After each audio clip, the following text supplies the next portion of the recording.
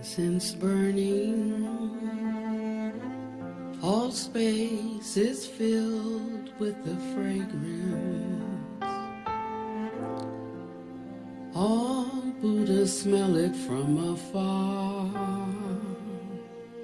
Auspicious clouds gather everywhere. With utmost sincerity, all Buddhas appear.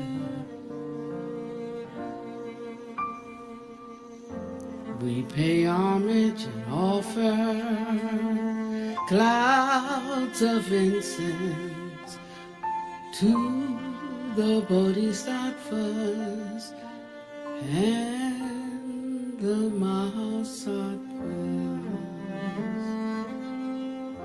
We pay homage and offer clouds of incense to the Bodhisattvas and the Mahasattvas. We pay homage, we offer clouds of incense to the Bodhisattvas and the Mahasattvas.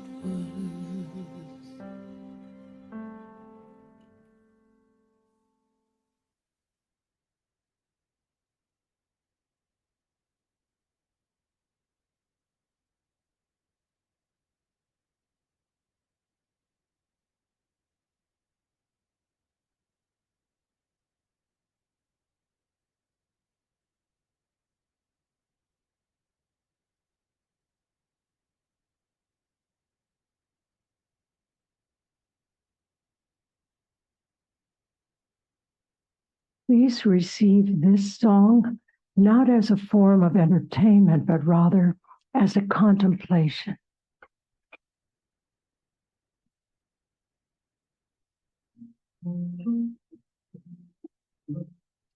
We tend to believe in all that we think, imagining patterns in all that we see.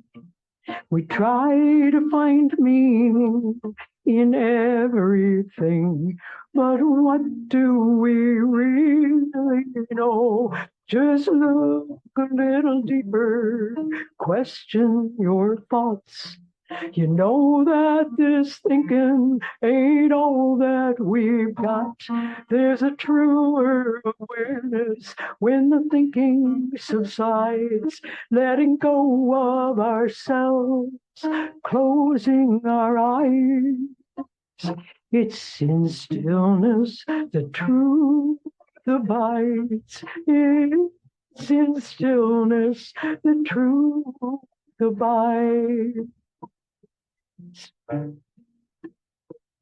There's really no me, and there's really no you. These bodies are made up of bones and sinew. But open it up, and you won't find you.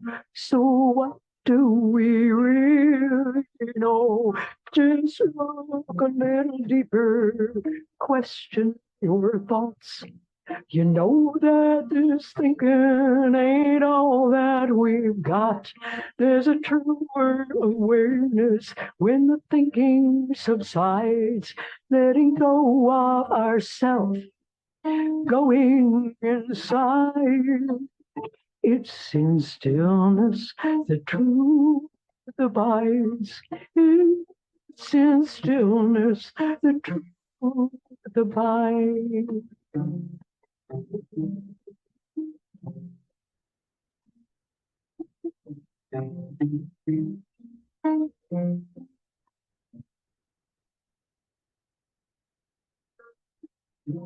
We're just specks of stardust, all coated with life. Our wisdom's been sleeping, that's why it's a fight. Wake up to that house builder telling us lies about what we really know. Just look a little deeper, question your thoughts. You know that this thinking ain't all that we've got.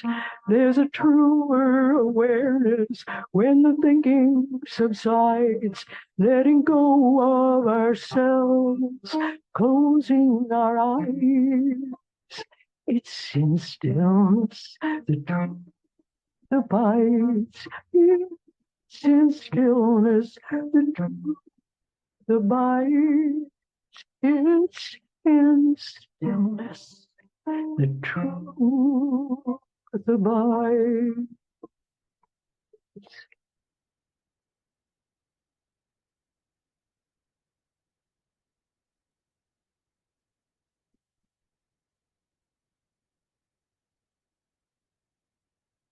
Thank you, Maureen. That was beautiful. You're welcome. Hello, everybody. Hello. Venerable Panawati and Soma are in Charlotte today for a Katina robe ceremony to conclude Wasa, the rains retreat season. So they are sewing robes today and with other bhikkhunis, and we're thinking of them. Last night, the full moon was beautiful, and it just felt so auspicious for them to be there and doing that. I know that's the traditional end to Wasa is the full moon, but it just was one stunning full moon to end that time. So Thursday, and while the last few weeks, we've been talking about the King of Prayers, and Thursday, Venerable got into some discussion about self-attachment. And I've been really, really sitting with this and thought it would be a good place to take a deeper dive together. So today will be a little bit more, I think, of a dialogue, if you're willing. So several years ago, I read Buddha Master's discourse. The first thing in cultivation is to cut off worldly attachment to self. The first thing in cultivation is to cut off worldly attachment to self. What I'm noticing is that I tend to take things literally, and I took that pretty literally, and I was thinking, wow, the first thing in cultivation, so cultivation is the first thing, and then the first thing in cultivation is to cut off attachment to self. I was like, wow, I'm never going to get anywhere. That's a big task. That's quite a big task, and I'm not quite sure how to do it. So it's really only recently that I've really kind of beginning to learn what that really means and how we can do it, and how it is not something that's one and done, and then you get to move into the rest of your cultivation and practice. This is something that we get to think about and practice from the beginning until we are liberated, and at all levels and in all ways that fit where we are. So, attachment to self, what we're learning is that it's really kind of the root of the problem. It's everything that causes us suffering. It's every moment that we have pain. It's what we need to be paying attention to. It's the biggest danger, and it's fundamental to address from the very beginning. And a lot of what this work does is has us look at doing things that are very much against the stream. Everything that we've been conditioned to and taught throughout this life and previous lives to think about and cherish. I love the word self-cherishing too, self-attachment, self-cherishing. That is some deep conditioning that we're up against. So we are going against the stream when we are doing this work. We are doing the exact opposite in many cases of what we think we should do or what we're used to doing. So, as I said earlier on, when I was thinking about this is something that I have to do and exactly how do I do it, I was thinking of it in a narrow way, with practice being maybe exchanging self and other. But now I'm starting to see that pretty much in every single Buddhist practice, that is the intention, and that is the application, and that is the result. You're eroding this attachment to or sense of self. It's beautiful. I mean, it's everywhere. You can't avoid it. So we're getting the opportunity to practice this at every turn. So let's think about examples of what this even means, because that's another thing that it's been something that, it helps to really apply, to think about and apply. How does this fit into my daily life? What does this look like for me? What is attachment to self? We hear this attachment to self. What is it? What does that look like? And so anyone have any thoughts about what that might look like for you? The ceiling mic is on, and there's also other microphones that can help with additional volume. Yes. Suka, and then you, Deidre.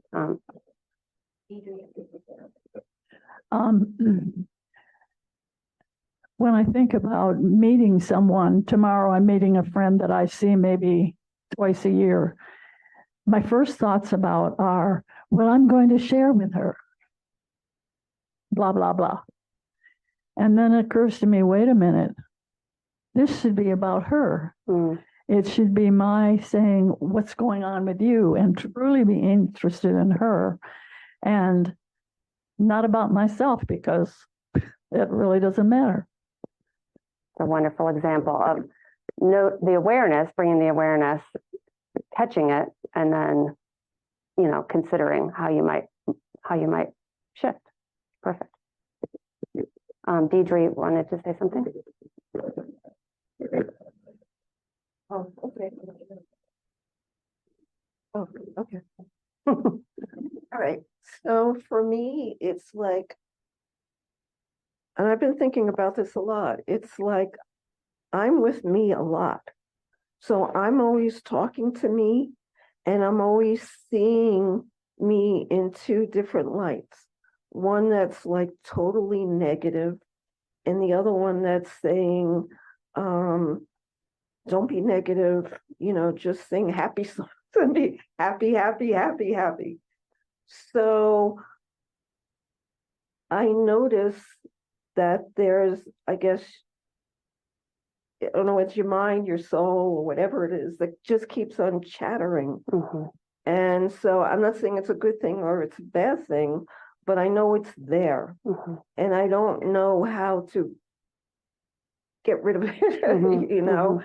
So I'm just looking at the world for that moment, that second, without any chatter in the background. So that's why, that's where I am with this. Thank you. Wonderful. So you're able to quiet that mind? No. Okay. All right. Uh-huh. But you're noticing the chatter and how it affects your feelings. I don't know how to shut it off. Mm-hmm. Mm-hmm. Thank you. Thank you. Brian? So there's been many selves that have come and gone. That's okay. He's got the ceiling mic. That there was the teenage self who, I look back and cringe. There was the 20 self who was, then there was, the newly married self, the father self. All those selves are gone. Mm-hmm.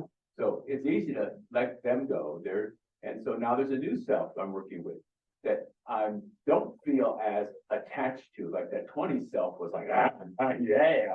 And so the self is the oldest self is lessening, but that may just be maturity. But anyway, over life, I've left many selves behind, and I assume I can leave this one behind. I'm just working on it now. That's beautiful. I mean, you're recognizing the impermanence of the self. And that's where we get stuck, is thinking that it's something that's static and doesn't change. So recognizing the impermanence, you're loosening your attachment to this idea of something that is concrete and stays. And yeah, I mean, when we're living in a place of not knowing, like in your 20s, you're thinking this is all there is. So your hold is tighter. Now you're recognizing that it's coming and going, and the hold is looser. And that's a perfect example of what we're trying to do. Thank you. Dina? So I kind of see those attachments and layers. For me, right now, do I need it? No. Okay. Looking forward, And Potawatomi and I have discussed this for a multitude of years, as have Maureen and several Soma. The attachment to role for me, I have no children, I have, those are not the crux for me. But the Katina doll opportunity to look at the self-attachment, identify as teacher. And as I come to the point that my career is on the horizon, how I'm watching, as I said, the Katina dolls, okay, so one day you're not going to be the teacher, but going deeper and having the capacity to recognize the impermanence and the not necessariness, it's not necessary to identify as teacher, going deeper and saying, but what is it in there that is beneficial and truly you, that cause and condition, put you in a space that you became the teacher, and looking at those beneficial characteristics of self that are truly me. Compassion, joy, humor, tolerance, but what is lying deeper and deeper in those Katina doll layers, so that I look at the attachment to what I see as one thing and recognize that's it. But the going back of there's truly no self here. I'm not 20 anymore either, Brian. Godsend. All of those layers, and even hiking yesterday, looking at all the cause and conditions that put me into this space, all the karma of other people that put me here to be able to manifest where I am now, and where my true essence lie, to cause creations and karmic beauty for other people. And with the King of Prayers, it was the part about the lotus for me to be able to walk through this world without creating any hindrance for others, and to truly be free with my karma, like the lotus rising from the mud and the sun and the moon passing through the sky, brightly shining uninhibited, and how that is my true essence of self, not as anything that is a paycheck or a name or identity, but wheeling back and back and back and unhinging all those attachments that I thought were so crucial, that are impermanent, and just trying to lay it down. Thank you. Yes, Nancy. All of this is hitting very close, but I'm finding that, so I know I shared last year, I gave up my PT license after 40 plus years. And that was really hard because it was a way that I was able to serve. It wasn't the paycheck. It was a way to give gifts and to connect. And I think that through this process of letting go of self and that kind of who Nancy is, how I define myself, I'm learning it was a very limited definition that I boxed myself in, not like a Barbie doll, but sort of like these are my parameters and this is all I am. And in letting go of self, I am finding that a little more emptiness of not knowing that in relationship to others, I can kind of have more of a beginner's mind of what would serve, and decide whether, instead of defining I can't do it or I'm not that, just seeing if something arises in relationship that would serve. And I really loved Suka's thing with her friend, but also friendship is both ways. And a lot of times it's in giving that we receive, and to listen is and hear without waiting to what can I say and respond is very important. But also I have found that sometimes the biggest gift is asking someone for a favor and being open so that they feel they have value. Because a lot of the depression and worthlessness of the world, that people are suffering is because they don't see any kind of value in themselves and connection. And I think sometimes it's just enough to smile and say, let them know you enjoy their company. And that you have to be willing to open something.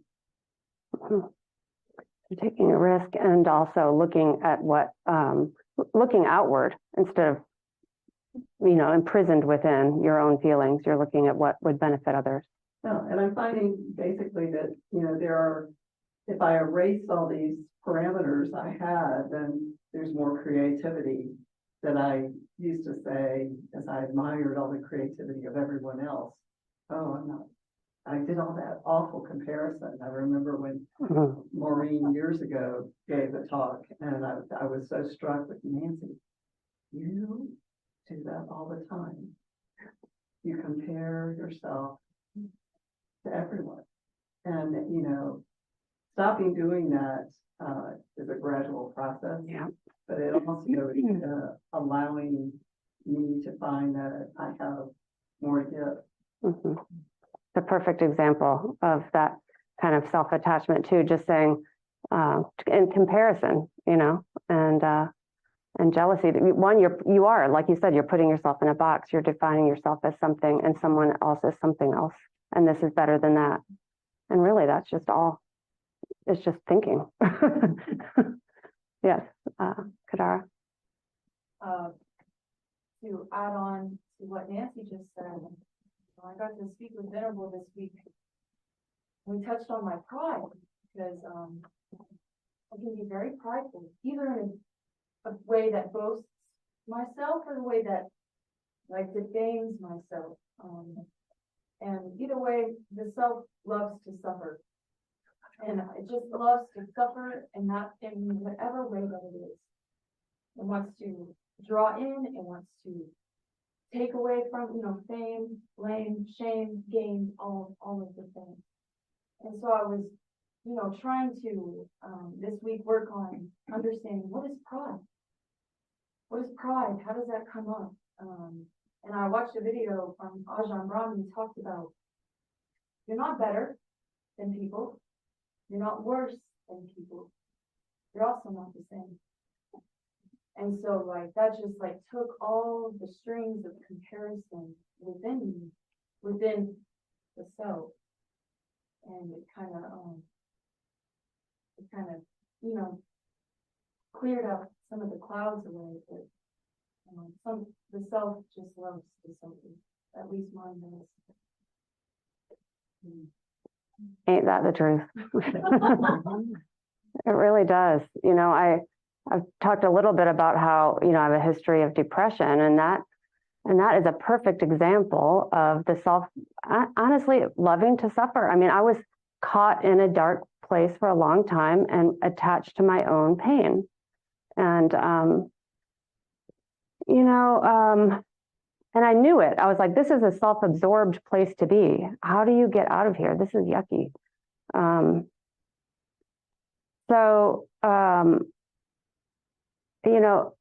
It's a process too, though, because Maureen and I were talking about this. There's a part where it's just seeing. What is this? What is this going on? And then there's a part where it's a little bit hard to see. You're like, you almost double down on the negative thinking. You're like, well, ew, and so then, but if you stick with it, then you can start to see that is not really you either. It comes and it goes. It's passing. It's leaving. And there are remedies. There are things that we can do.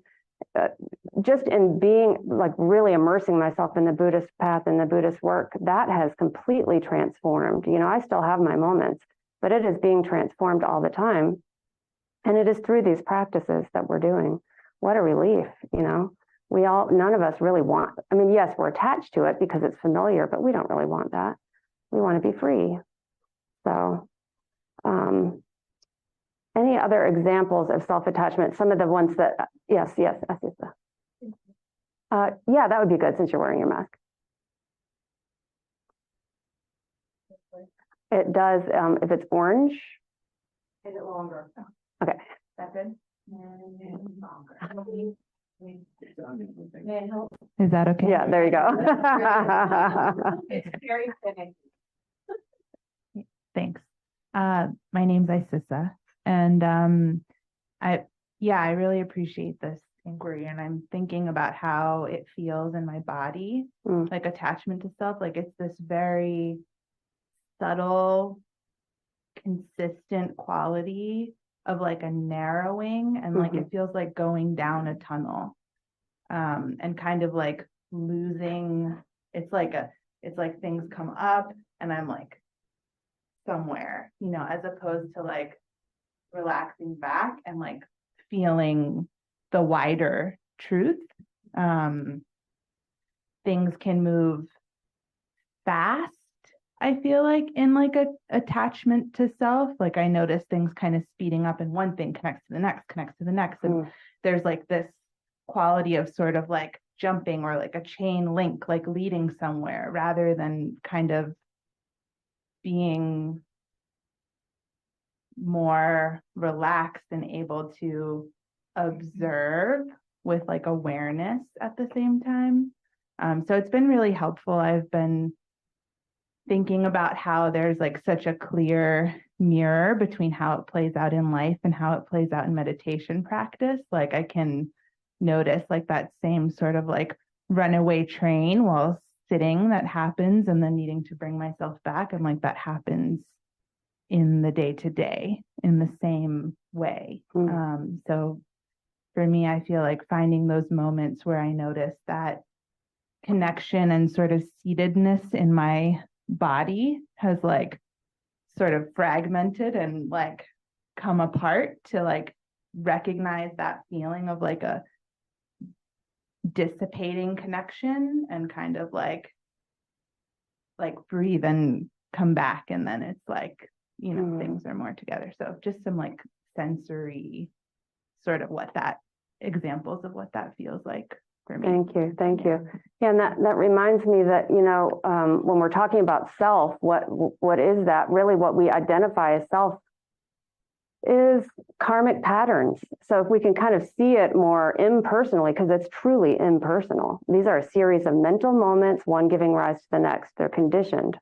So, with the depression, so it's not me that's a depressed person. It's a conditioned pattern of thinking and acting that is reinforcing itself. So all you have to do is see, once you can kind of step away, like you're saying, Isissa, give yourself a little space, see things more clearly from the correct view, that this is not me. This is a series of mental moments. So what we get to do with that is a couple of things. From the absolute perspective, we're really looking to deeply understand the impermanence of those things and the emptiness of it. But in the relative sense, we're understanding karma and how that works. So, so if this is a conditioned pattern of action, then I can interrupt it. I can do something different. I can plant a new seed, and over time, those conditions change. We get to change them. Yay! That's so great that we get to plant new seeds and develop. We've been talking about mind training. That's what this is. We're training our minds to move towards more wholesome and beneficial states of mind, and purify some of the karma that is just layers and layers of habit. It's not bad. It's not me. It's just habit. Yes. Yes. Yes, Regina, please share. Hi, everybody. Can you hear me? Can you hear me? I don't think. Hi, everybody. Can you hear? No. I can hear you on. Okay, we can hear you now. Oh, okay. So you can hear me now. Yes. Okay. Thanks so much. It's good to be with you. But it's like everything that I heard so far really speaks to me. And also for me doing these practices, it's a constant balance. And it feels like the more I am in the moment and discover this is a practice right now, I feel like I totally have this awareness that I can either go more into self or more into letting go. And there was a situation recently where I got a voicemail that I didn't like. And in the moment, it was like, this is a practice moment, Regina, this is a practice moment. And then I could really let go of my aversion, anger, and just be calm and see what comes next. Not even know a solution or anything, to just have the spaciousness of see whether the universe is going to give me an answer. And I felt like this is so lovely, to let go of my habitual answers, of a pattern, and also not immediately think I know the solution, or that my interpretation of a certain practice that I'm doing is it. So just to let the space develop and see what could possibly be a right answer in this situation. And it's just lovely, because sometimes the practices that we are doing, they can give me sort of a reverse form of self, that I can get a little panicky to see, oh my gosh, how am I ever going to get there?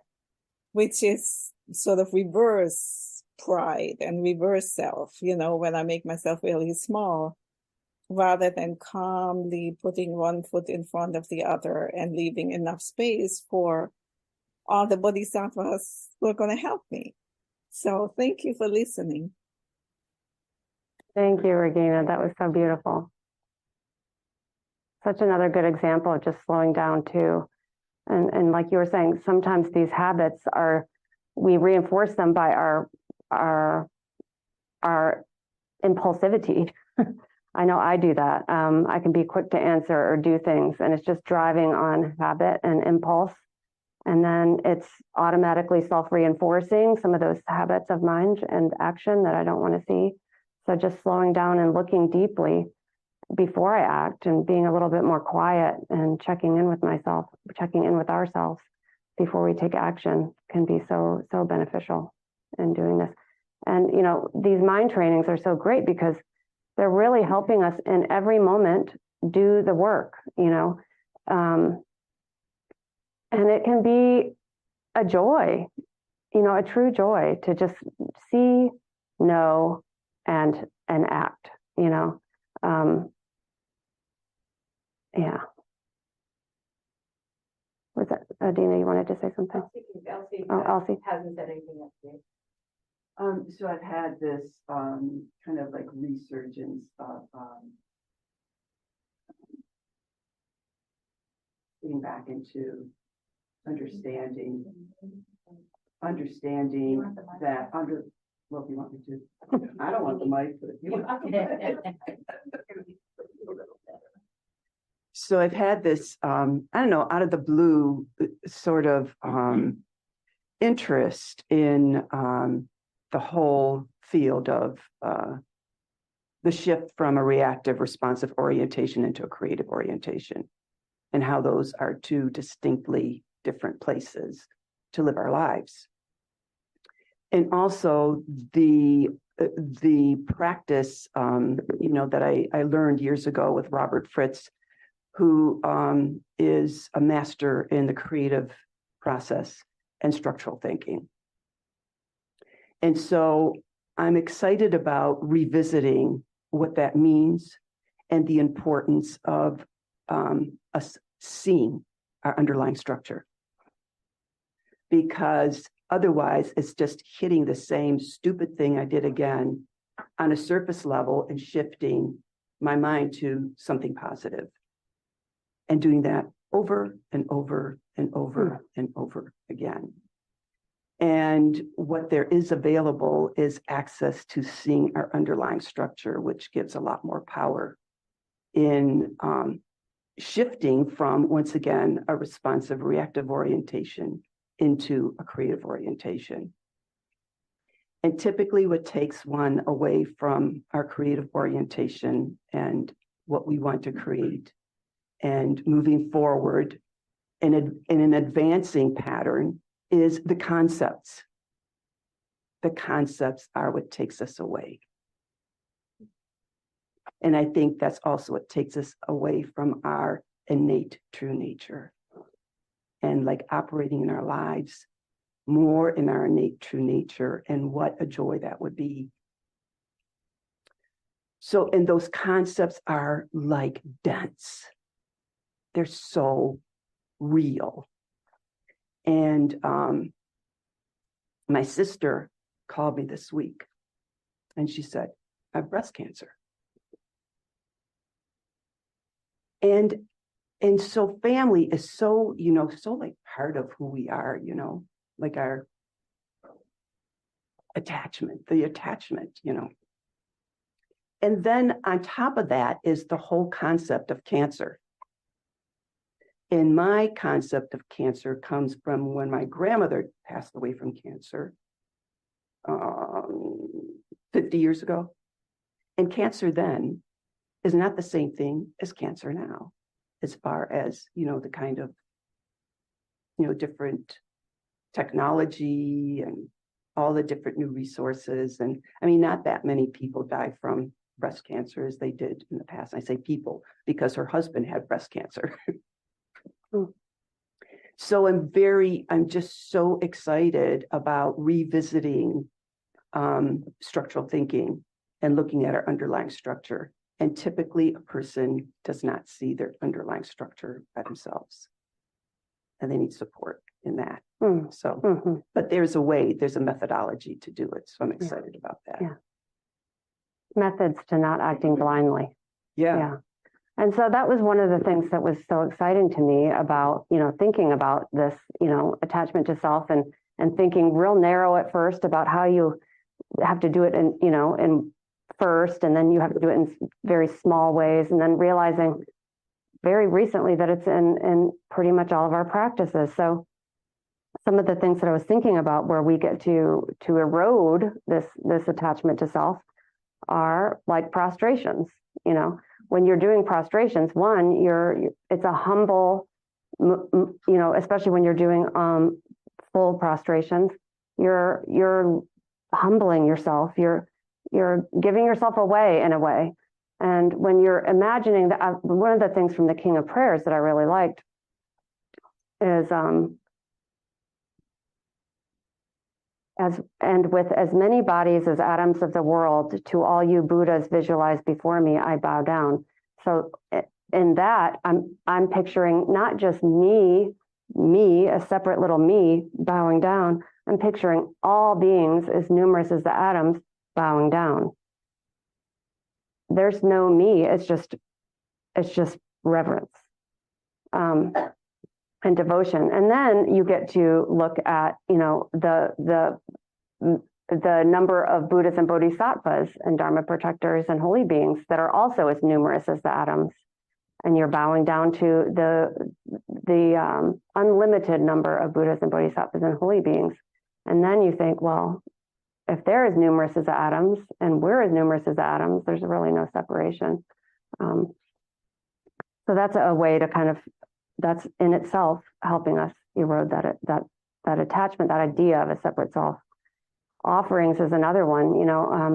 With the mandala practice that I do, I'm saying, I and other living beings offer all of our physical actions, speech, thoughts, wealth, good fortune, in our past, present, and future lifetimes, and wonderful treasures to the Master, the Yidam, and the Three Jewels. So you're giving everything that you're attached to. You're also giving everything of yourself, what you think of as yourself, speech, thoughts, physical actions. You're giving that away. So that just, if you're really sincerely thinking about that and doing that, it's contrary to how we think about things, but it's perfect. It's perfect. Lojong mind training, I really love, and maybe we'll get to talk about this a little bit more, but is anybody familiar with the Lojong mind trainings? So this is mostly a Tibetan practice method of pithy slogans that you can use to learn and carry with you throughout the day, and that informs, and it's kind of like a little piece of wisdom that you carry in your pocket, and that, like, you know, it's just with you all day and you can think of it all day. I love them. And there's several. The initial Atisha is generally regarded as the originator of the practice, and that was around the year 900. But they're designed as antidotes to undesired mental habits that cause suffering. Isn't that nice? So there's many that I just took notes on that are just wonderful. One of which that Venerable references a lot is driving all blames into one. I mean, that can be so deep, you know. So what does that mean to you? So, you know, it reminded me a little bit of what Jim was saying recently about Ho'oponopono practice. You know, like when somebody upsets you or you feel judgment or criticism towards someone, you turn that and you take that, you take full responsibility for that experience, that feeling, that perception. And in that practice, of course, you're saying, I love you, thank you, I'm sorry, please forgive me. But in Dharma, we take it even a little bit further. We're taking that on as my experience, and we're understanding that a lot of our mental thinking is based on our own conditioning, which is suspect. So maybe that's wrong. Maybe my thought about that person is wrong from the beginning. It probably is. You're understanding that one of the things that I've loved lately is just understanding more and more the impact of karma. So when you see someone acting in a certain way, it's not them trying to hurt you. It's them carrying out the effects of their own karma. And most of the time they're doing it in ignorance. They don't, you know, many times people aren't exposed to these teachings, which is awakening us, which is getting to show us, you know, the truth. So a lot of times when we're interacting with people, they haven't had the benefit of these teachings. So they're working from a place of ignorance. And it's not personal. It's just the next course in the chain of conditioning. So we can understand that. We can also understand it in our own selves, you know, that this is having compassion toward yourself for the very same reason. You know, this is just a pattern of action. How can I, now knowing that, do something a little bit different? So these mind trainings are great. So rolling all blames into one was one. Don't ponder other people's flaws. Make plain your own failings, but don't look for faults in others. Make known the good points of others, but keep quiet about your own best qualities. Oh, that's a good one too. Yeah, because we're talking about attachment to self in a somewhat negative way, but it can also be very much an you know, I'm better than you. Cultivate love and compassion and make your bodhicitta stable. With few wants, be content with what you have, and with gratitude, repay any kindness you receive. So these are just little nuggets of beautiful contemplation that we can work with and that are available as a mind training, which again, maybe we'll be able to talk about a little bit more. But part of those Lojong mind trainings, they also use the things that we're used to reflecting on, which is impermanence. You know, really reflecting on impermanence and how everything comes and goes. When you really get with that, you do start to notice some of this shaving away of holding on to things, you know, this idea of anything. And the dream, I love, you know, contemplating the dream, you know, just that. And in the same way that Brian was talking about, you know, when I was a kid, was that really even me? It feels like a different lifetime ago. It might have been a different lifetime, a different, you know, what is that in relationship to me? Not much, really, you know, just memories. And usually those are pretty false also. So those mind trainings and slogans and you know, the preliminaries, which are the dream and impermanence, cause and effect, the sufferings of samsara. The 4 immeasurable states of mind is another one. You know, we're really, really taking ourselves out of ourselves. And really, it's such a beautiful practice of just continuously shifting our attention from our own state of experience, our own difficulties, our own pain, to see what is going on with other people and how can I be of benefit? You know, is what I'm doing right now in this moment beneficial? If not, how can I change it? So we doing that as we're out in the world, you know, every single day we can reflect, you know, may all beings be happy and free from suffering, and how in this moment can I help make that true? I also really appreciate the training of considering other living beings as your mother. You know, this is one that's been really hard for me, actually, because it's kind of hard to conceive of. But if you think about it, and if you believe that there are multiple incarnations, one after the next, it's very likely that that Maureen was maybe, I don't know, my enemy in a past life or something. You know, it could be. So, you know, or maybe an enemy in this life was a treasured friend in the past life. This life is just a little blip. So why would I consider that person in one way now, knowing that they've been all things at all times?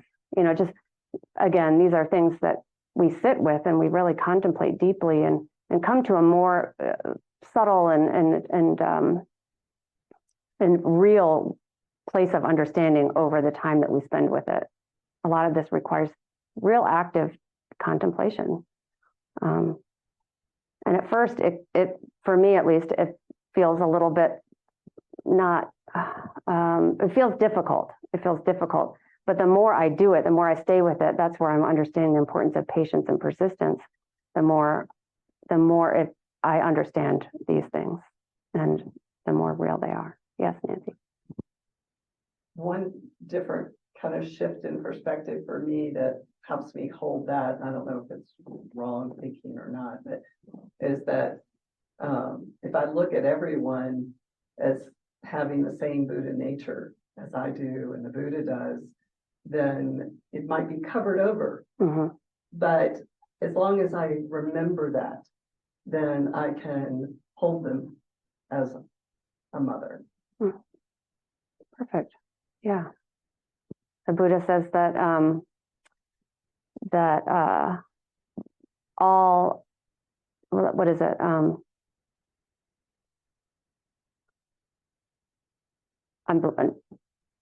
just thinking of our all conditioned dharmas are not us, you know, and that's really all that we think we are.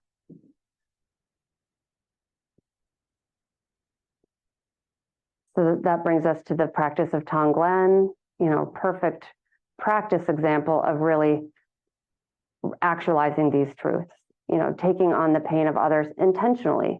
You're really, and not just, you know, as a, not just in a kind of a false or cute kind of way, but really deeply taking it in and sending out healing and peace and ease and giving up whatever you have, any merit or bodhi or anything that you've accumulated, giving that away. That can be a hard one at first too, you know, but that is doing it. It's detaching from self. And that was another one from the King of Prayers. Go back to for a second. That was so beautiful. Got all these papers here. Whatever slight merit I may have created by paying homage, offering and acknowledging my faults, rejoicing and requesting that the Buddhas stay and teach, I now dedicate all of this for full awakening. And you're dedicating all your roots of goodness for the attainments of the Bodhisattva practice. So everything that you attain or, you know, cultivate, you're giving away for the benefit of all beings. Almost as if you're empty. Perfect. Yeah. And yet emptiness is boundless. And so you never run out. Ah! And also, there's a real joy in that feeling of giving it. Mm. You know, Mhm. the self is thin enough to where it's not clinging to all of your merit. then comes up that awakening factor of joy and being able to look at all this stuff I gathered up. Now I get to offer it out.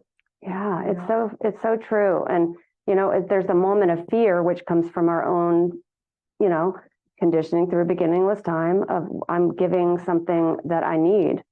But when you do that, and with Tonglen too, and I've talked about this before, it's like when you're really breathing in and taking in the pain of another, it's kind of interesting how instead of feeling pain, oftentimes you feel a spaciousness.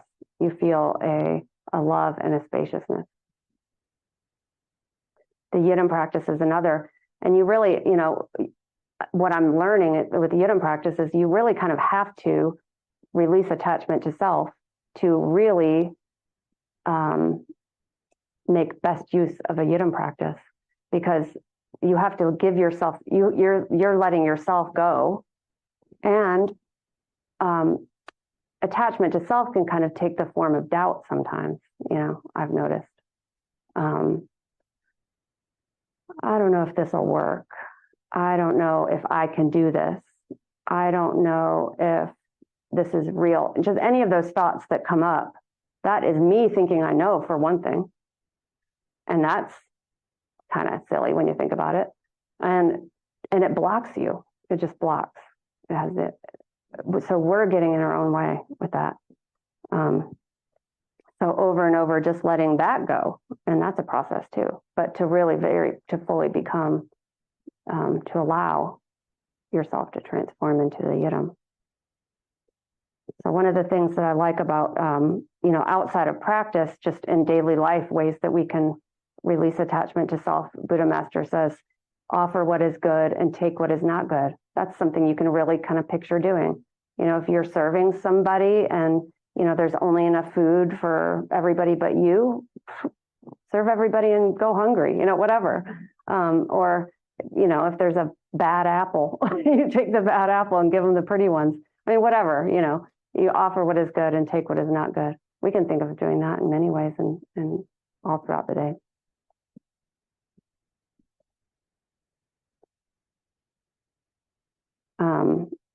Reflecting daily on our own behavior and honestly laying it out.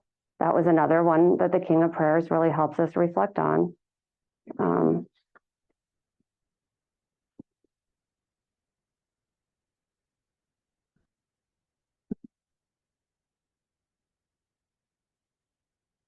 Every harmful action I have done with my body, speech, and mind, overwhelmed by attachment, anger, and confusion, all these I openly lay bare before you. I appreciate that, because that's the second. There were two lines on the Tuesday, Thursday course when I listened in the evening. That was the other. That was the other one. May I walk stainlessly through this world like the lotus, and that was the second one. And the word that hit me there the most was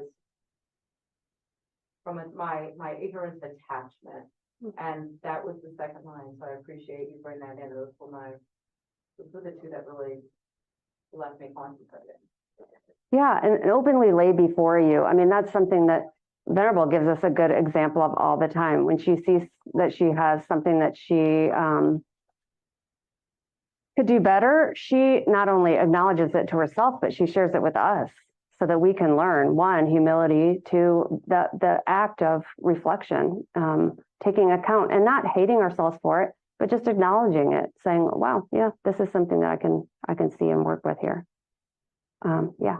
And that anger, indulging in anger, is a very dangerous indulgence, because it takes us deeper into that neural pathway, and it takes us deeper into the negative karma. Yes. Yeah. Anger towards self or others. Yeah. So, and sometimes, indulging in that feels good or feels appropriate, but I'm finding out more and more how dangerous that is. How are you finding that out? Am I finding? Well, I recently found that out from teaching, but then on the other hand, I realize more and more and then anger in the brain also releases a chemical. And anytime we're thinking a particular way, when those chemicals are released, it takes us deeper into that rut thinking. And the more we're into that rut, the harder it is to get out of that, and the more the propensity is to repeat that pattern. But I also have learned it from, from a Buddhist teaching, how detrimental that is from a karmic perspective. Yeah. And it's very dangerous from a karmic perspective to indulge in anger. And Buddha Master talks to us about how one of the foremost ways to be enlightened is to exercise forbearance. And that's another one that, I have a evolving understanding of, but really more and more seeing that very thing. If someone's upsetting you, acting from that place impulsively or whatever is just reinforcing that and hurting people. So what Venerable was talking about the other day, when with the water on the piece of paper,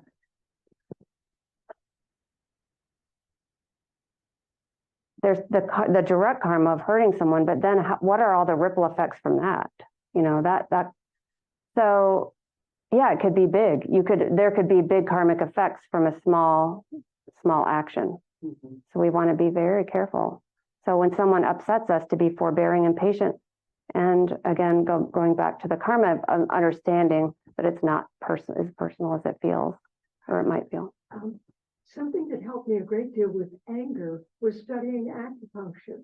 And they say that Will you use the microphone, Maureen? anger, Maureen, hold on. Sorry, you're a little bit. Thank you for monitoring this. Something that helped me a lot in working with anger was when I was studying acupuncture, and anger is on the liver meridian. And they say that anger burns the liver up. So there's actually a physical health issue with your anger. And then the other piece that has been really helpful in bringing anger into forbearance is a practice of looking at anger, because we're all human. We're all going to have all these afflictive emotions. But if I can look at anger as a friend who's telling me something I'm caring strongly about in this moment, then I don't get caught in the storyline of what I'm angry. And then it becomes all this justified anger. And the mind can take you some ugly places. But if I just bow to the anger, say, thank you, and then move into the forbearance rides on that wave for me. I love that too. Just seeing all things as our teacher. What do I need to learn in this moment? Yeah. I think the other experience I'm having right now, and forbearance was a good one, is that I'm looking through the lens of extreme from a karmic perspective. And we've talked about family, we've talked about karma, we've talked about forbearance, and a tie for me right now is family in a conventional life is a tricky widget to navigate. However, if we can take the larger lens and see that forbearance, my grandfather was a cold-hearted, manipulative type of an individual at his core. And instead of taking on looking at that with any level of resentment, and I've been looking a lot lately, or using the words that Soma hates, but, or however, and yet, and looking at, he did have that as part of his karmic collection and wheelhouse. And yet, he set me up on a pattern of understanding. He was an accountant, and that's how he saw everything, was through the lens of money. And yet, he gave me a broadening understanding and the gift of saving. And because of that's how he was driven, and I am not, I am now in a place that I am free to make decisions for myself and be of benefit in different ways. And I don't have resentment for what he did, but I look at, you did what you did. And yet, look at the microcosm of benefit you caused and have gratitude for that, and still see the karma of all the things preceding and how that allows me to have the capacity and space to pay that forward as well. but the and yet and the gratitude and the forbearance to see things in a different realm.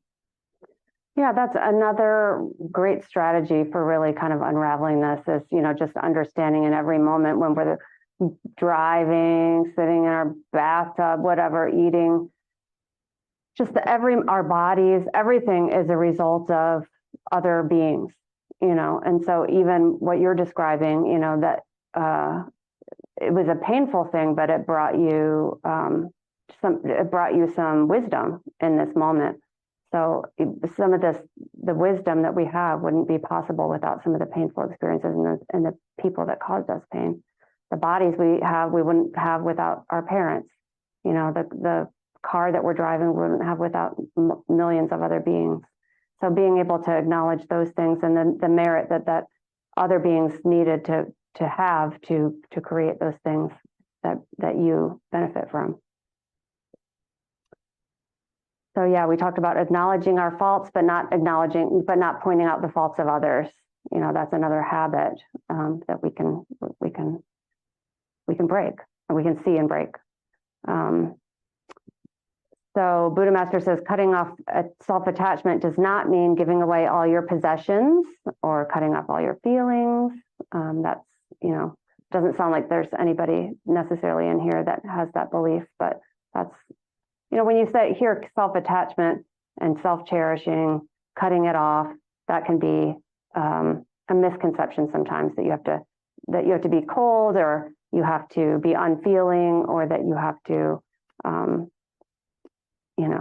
but no, we don't have to do that. He says if we don't cut off attachment to self, of course, we all know that there's disharmony and suffering, Understanding that our attachment to ourself is really the basis of our suffering. So it will continue. Another thing he talks about is that we won't have peace and concentration in our Dharma practice. We won't have results from our Dharma practice. We will be unable to eliminate karmic hindrances. If we think we know, then we might not be open or receptive to the wisdom teachings that we're receiving.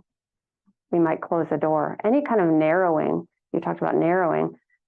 I love that image because it's just so, it's illustrative of what we tend to do. We tend to close the door when if we can just open the door and just consider what is beyond our own knowing. Think of what we can learn.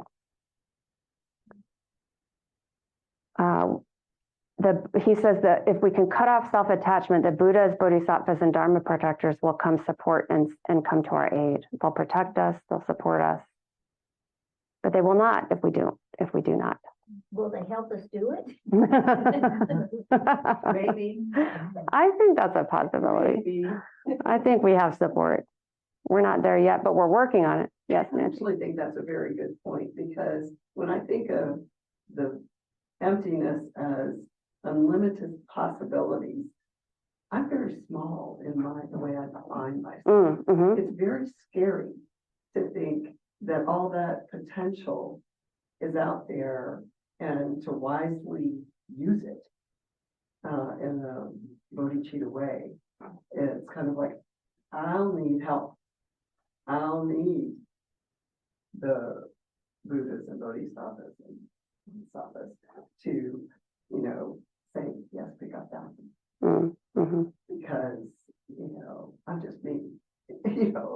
I don't have knowledge of past lives and other things that in my memory that I can say I've already learned from.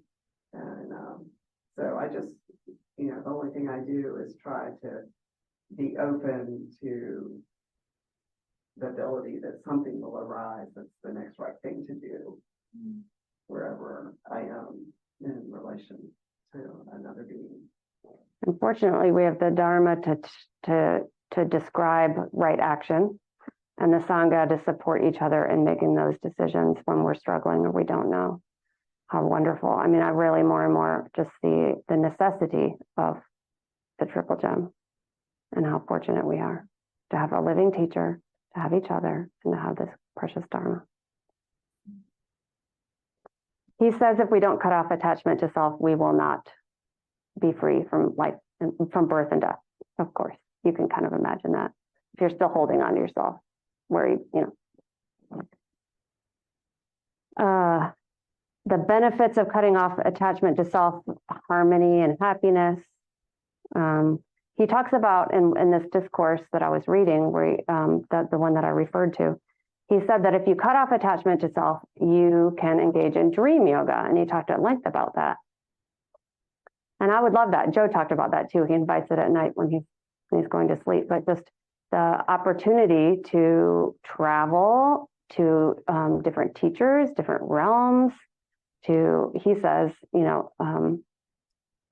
able to engage in supernormal powers, but really to have the Buddhas and Bodhisattvas come and teach you in your dreams.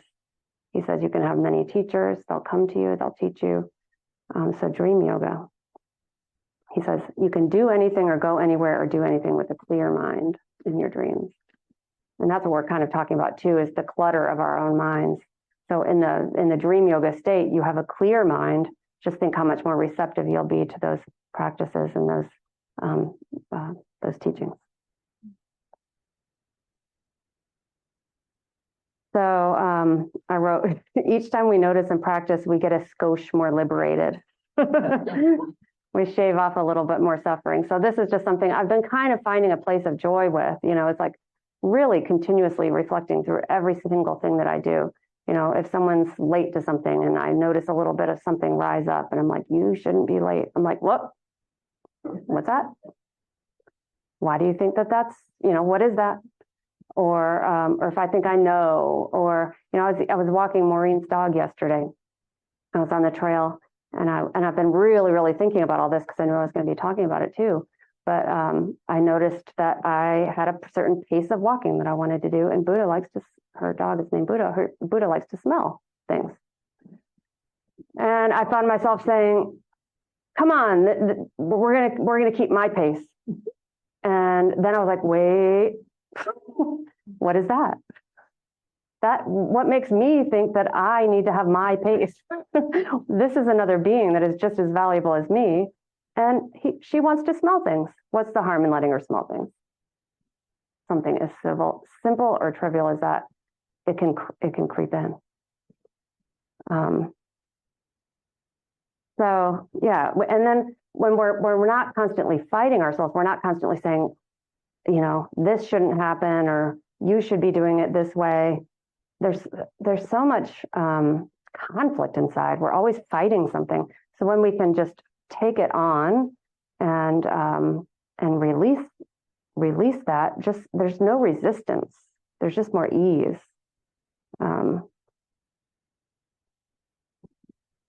He says the defilements of ignorance will disappear. You will not fear criticizing or offending people, nor will you worry about how others will act in response.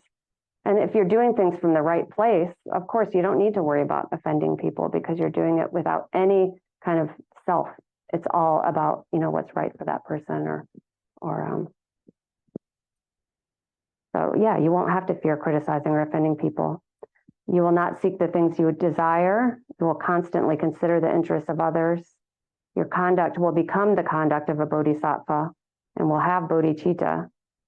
And it will be easy for you to enter emptiness and abide in the bright state of samadhi.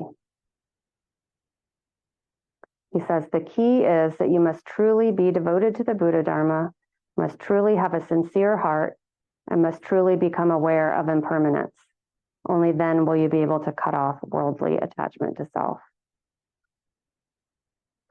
And at another time, I brought the Mahamudra of Liberation is one of the teachings that we talk about, and some of us have practiced. And Buddha Master says that it's one of the primary practices for real liberation. And what I noticed is we have a preliminary translation, and I read it and review it and practice it. Is that really the theme of that practice is self-attachment. And the practice itself is a giving and a taking practice, where And it's not just a simple Tonglen, it's a much more, and I would say intense practice of taking on the suffering of other beings with some intense visualizations and everything. And really, really doing it and feeling that pain. So, but his theme throughout, and it's a mind essence, and it's called, the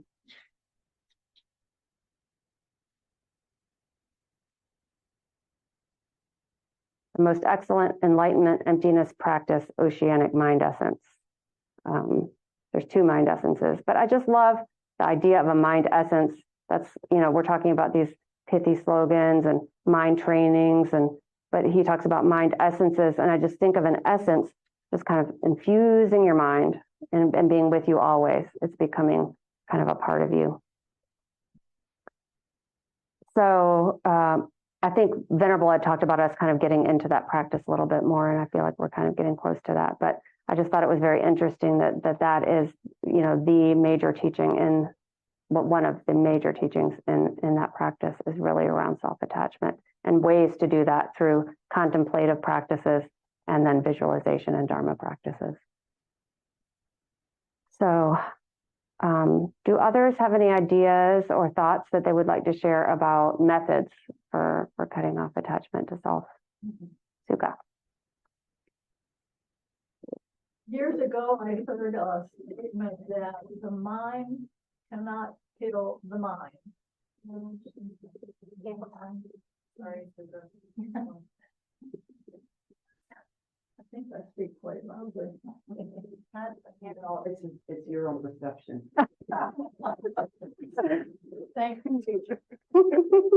Just the hearing just aid. the observer, not a teacher.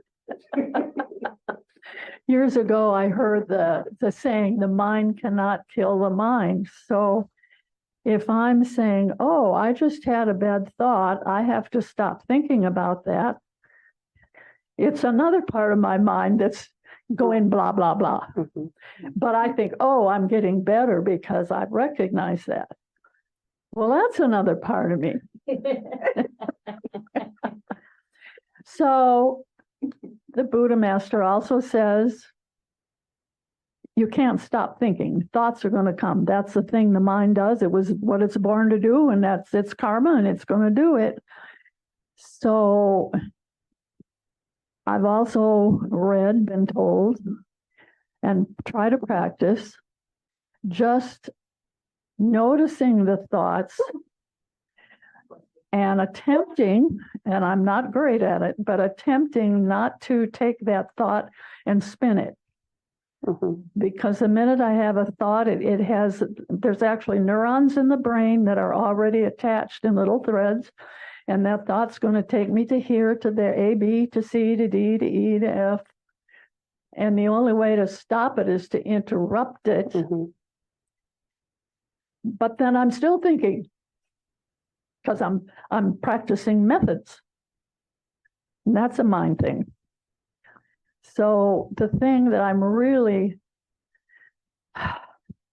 it's very, very hard, is to be aware of the thoughts and not do anything with them. That is hard and effective. It's being aware, and it's a meditation practice, Mhm. which is good. It's a concentration practice, which is good. Oh, I just had that thought. And it's a job. But for me, that's the only practice that I feel really, I mean, yes, I can notice that's a habitual tendency. That's not good. But then I'm judging it, and that's a mind thing. So I think it's kind of a combination of recognition, but then being indifferent.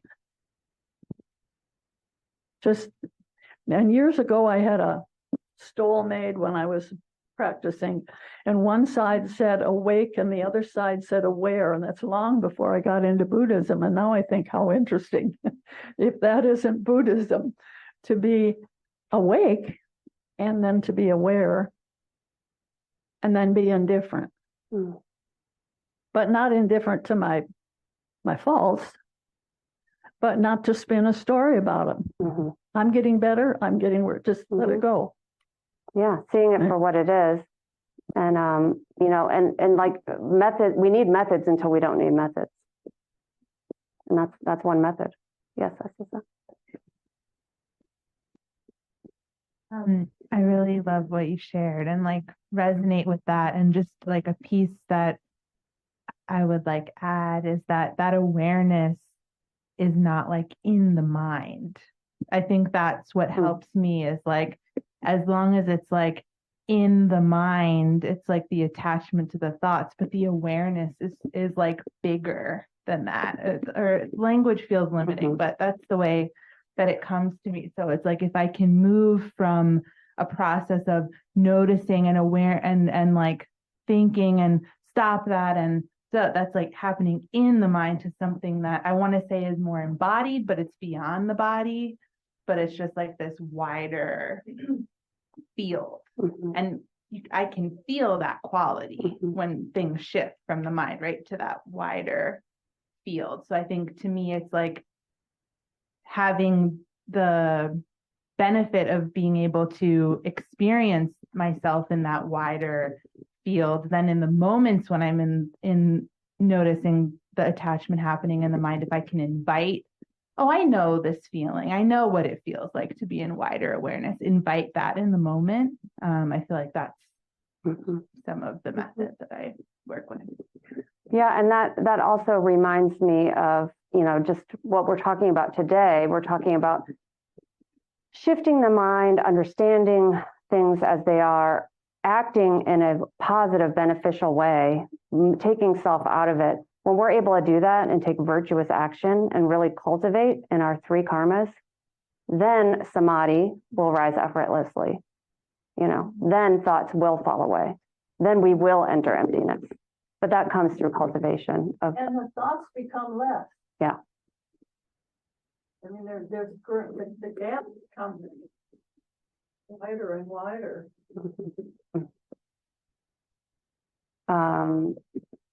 Dara, Elsie, and Nancy. Whoever wants to go first. Dara, do you want to? Buddha Master talks about constantly abandoning any thought that stems from any thought for the hope of greed or attachment. So anything that's worldly, any worldly desire that my mind has is an attachment. It's greedy and it's ignorant. To have anything trying to go in the direction of a worldly status or a worldly role is a form of an attachment. And I was reading today a quote from Harding. He said, and this is how I like to practice, is what is cultivation. So all beings are my parents, and you know, I don't realize that. But you go talking about going from a small scope to a large scope and considering the people around you, you know, your mothers and your fathers. And, you know, I have a hard time with that just in the people that are right next to me. Like just in my family, in the Sangha, like my thoughts can just be not beneficial and not wholesome. And so I always try to come back to this, but he says, the fruit that is free of self can only be established on a state of unselfishness. So to constantly go back and just like, I'm constantly going back and just meditating on other people. Like other people. That's all I can do. That's all I can do. Because myself wants to hang on so hard. It wants to survive so badly. And the only way that it can know it is if I meditate on the people that are right here.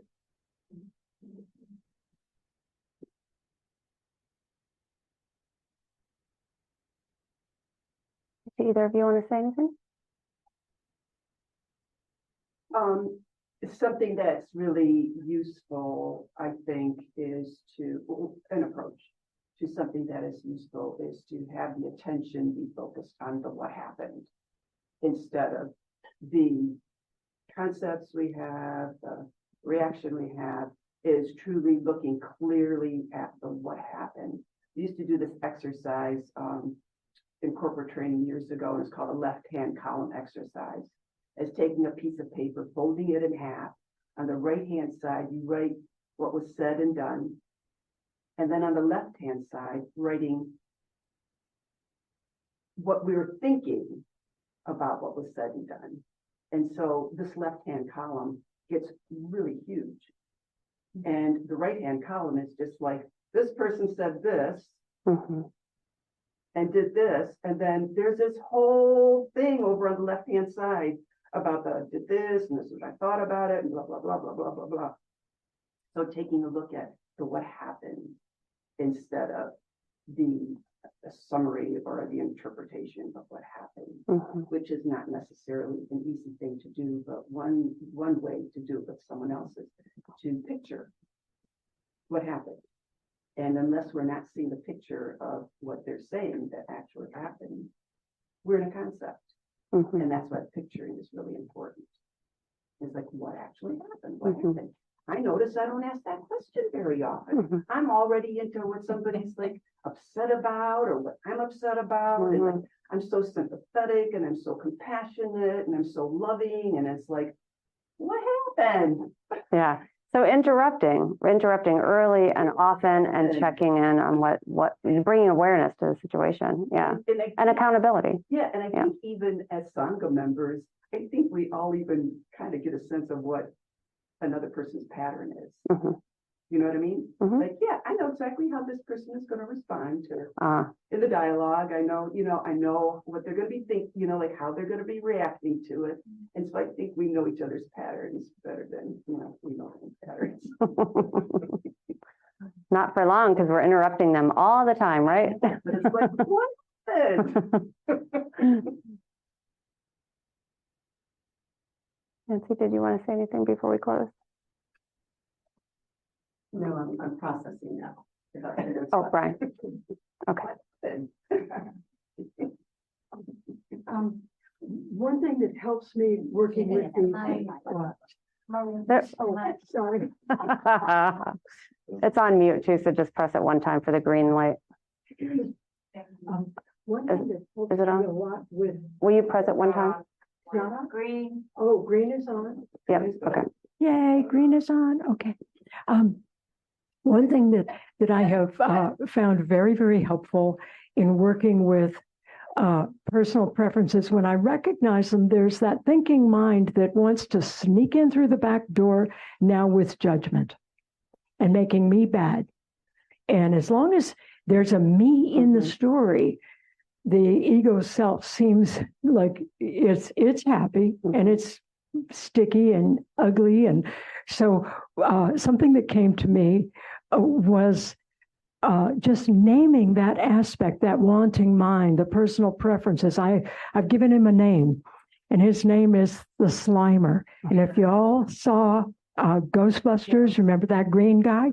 And no matter how much he got what he wanted, it just fell through. And all he could do is slime people. And so if I look at that, oh, there's the inner Slimer. The last thing I want to do is stay there for any moments. It's been helpful. Thank you so much. I love that, Slimer. Might use it. The thing that come to me through this process was how blessed I am to even talk about this.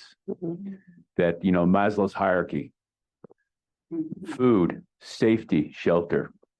The Buddha master speaks about, don't bother to try to teach this to people who don't have money, because self-survival is where they're at. And that self, Roshi Joan Halifax was one time going to be lose her position at Upaya. The board of directors says, we don't need you anymore.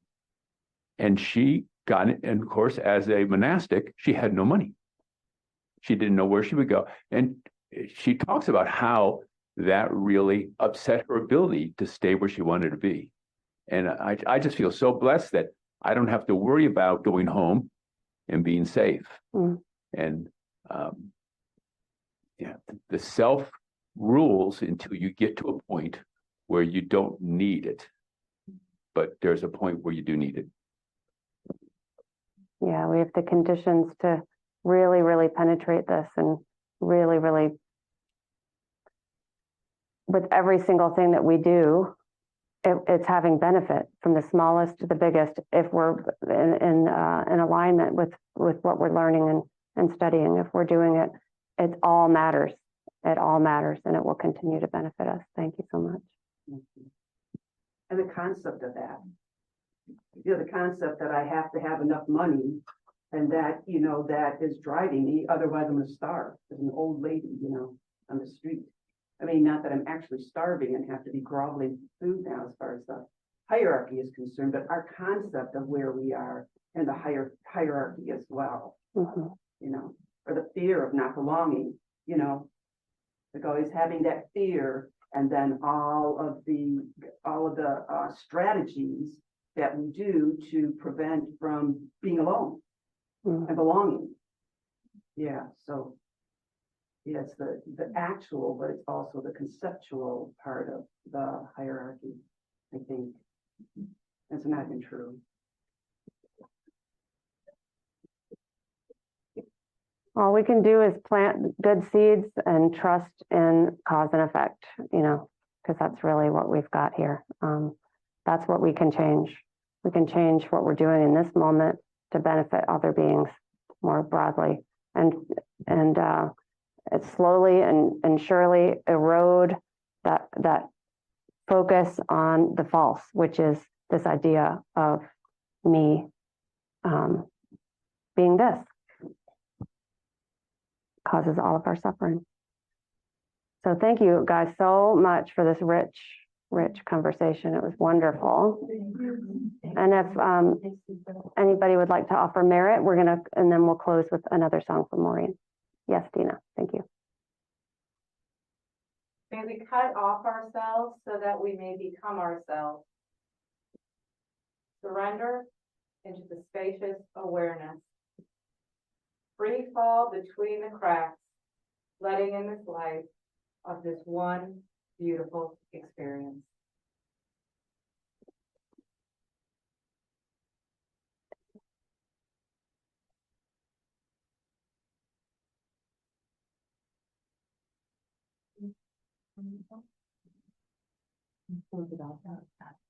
Okay, so we've got one last little closing song, and it's another Jimmy Buffett. And we're having margaritas after. My daughter actually calls him Saint Jimmy because of a couple of these songs are so dharmic. This one is one that Venerable said before she left. She wanted us to have this song today. And before, it's called Breathe In, Breathe Out, Move On.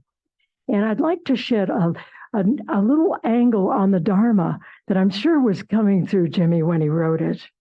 But this is from the King of Prayers, and it's on the very first page, second paragraph down. And it says, with the energy of aspiration for the Bodhisattva way, with a sense of deep respect, and with as many bodies and atoms of the world, to all you Buddhas visualized before me, I bow down. On every atom are Buddhas, numberless as atoms, each amidst a host of bodhisattvas. And I am confident the sphere of all phenomena is entirely filled with Buddhas in this way. And if we just allow ourselves to take for a moment and really visualize, what does that look like? With the Buddhas and the Bodhisattvas, numerous ones on every atom. What are you made of? Atoms. What is the air we're breathing? Atoms. So we, at our most fundamental level, are containers for the holy beings. We breathe them in and we breathe them out every day, every moment. This one, I'm one of those people, Venerable says, tears up at everything, but it really gets me. Because how could we act any way other than selfless? There's no room for a me when I'm the container for all of these holy beings. So I invite you to take that with you today. And any time a thought less than uplifting, less than based in the Brahma Viharas comes up, feel free to just let that go in order to respect and honor the holy beings that we are made up of at our very essence. Okay, so Jimmy was talking on the chorus here about a hurricane that hit on Lake Pontchartrain, and it buried the apartment buildings up to the second floor. These kinds of tests and difficulties, how do we face them? So here he goes.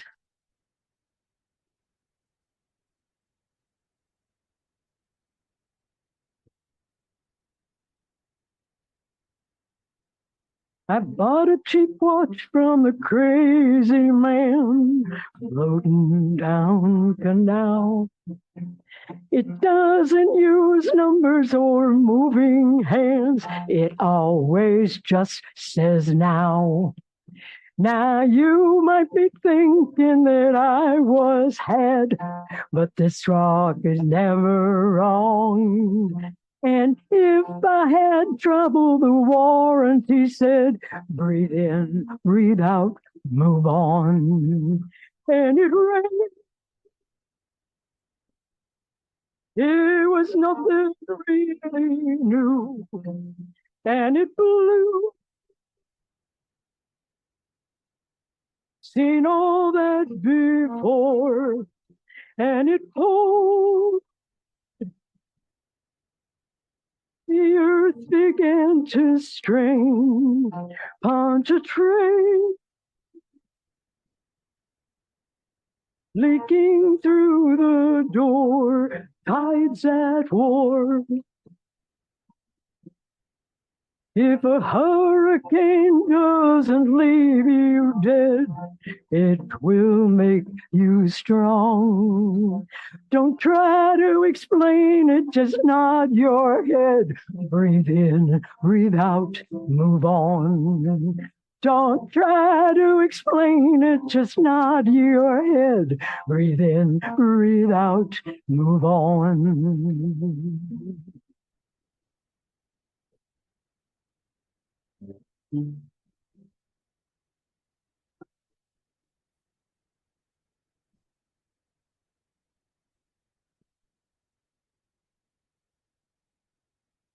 If the hurricane doesn't leave you dead, it will make you strong.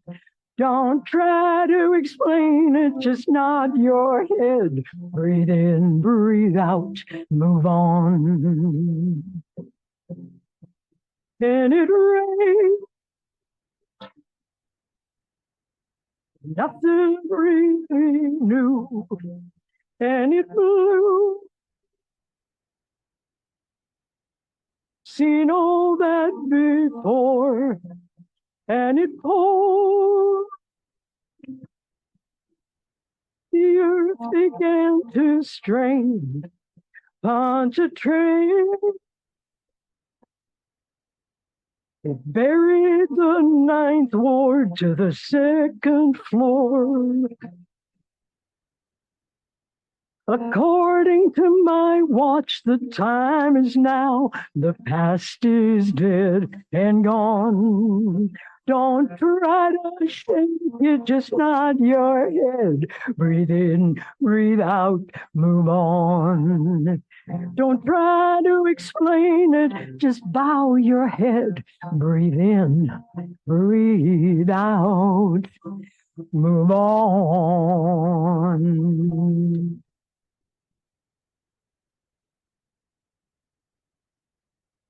So I send you off breathing in and out the holy beings. And